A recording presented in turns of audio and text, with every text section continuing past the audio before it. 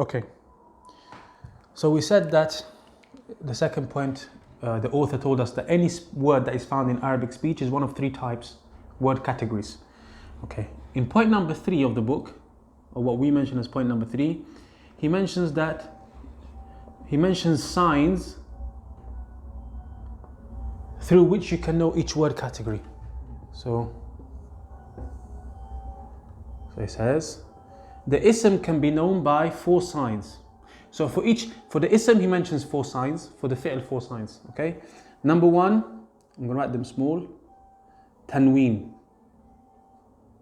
فالاسم يعرف بالتنوين. Number 2, دخول الألف واللام. You can put al on it. Number 3, okay.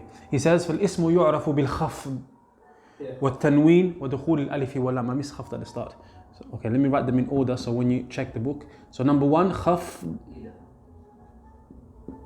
Number 2, tanween.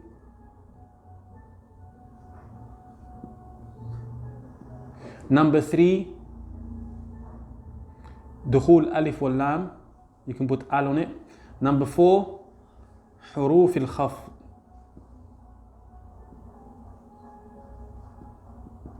Okay. So for example, in the example we had before, ذهب أحمد إلى السوق. So now إلى المسجد. المسجد has خفض. Yeah? المسجد is the kasra at the end. So its state is of kasra. So we know that it's an ism because that's one sign. Another sign is that it has al-masjidi.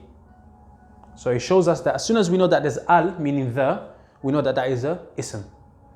So even if you don't know the word, but if I say, for example, al-bayt, you know straight away it's an ism because it has al. So al is a sign of something being an ism. Okay? If I say baytun, you know straight away this is an ism. Why? Because tanween.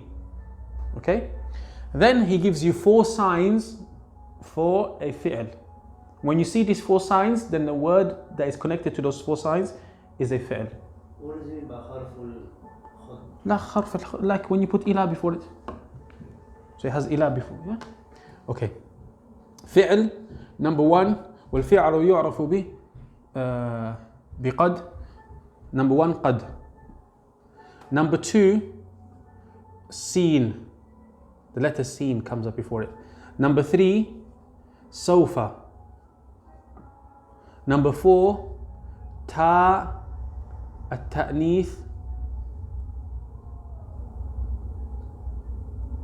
الساكنة.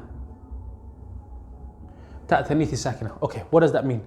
قد, like when you say it in the إقامة, قد قامت. Or you say, for example, قد أفلح. قد أفلح المؤمنون. Now you know أفلح is a fi'l. How? قد. قد is a sign that the word next to it is after is going to be fi'l. What about قد قامت الصلاة? You know that the word قامت is a fi'l. One of the signs is قد. Another sign is the ta. This is the ta, ta'nith is-sakina. The ta, which is of femininity, and it has sukun. Don't worry too much about it, but just understand this is a sign. This is one of the indication that a person cannot do Aajrumiyyah if they don't know Arabic, because they don't know what ta'nith is-sakina is. So a person should do Medina book 1.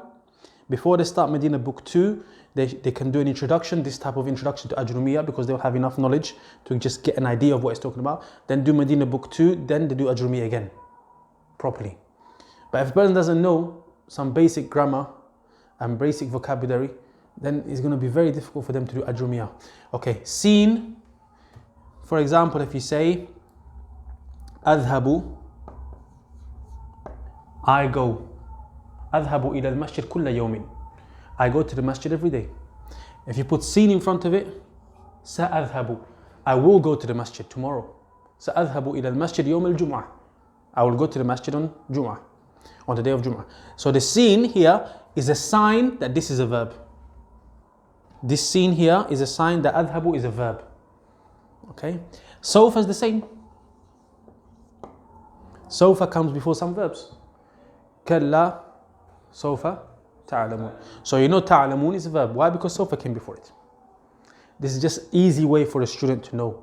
Yeah, there's going to be exceptions, but this is just easy way, okay? And what about harf? Harf, the sign for something being a harf is that it cannot take لا يصلح معه دليل الاسم ولا دليل الفعل. These signs cannot go with a harf. That's the sign. So it's a sign of absence. These signs are signs that need to be present. So al can be present, is a sign. But the harf, the sign is a sign of absence. It cannot have this. It cannot go with this. With me? Okay, write this down with the examples, please. And make sure it's clear in your head. So that if you read it back, it will be clear. Okay? Any question?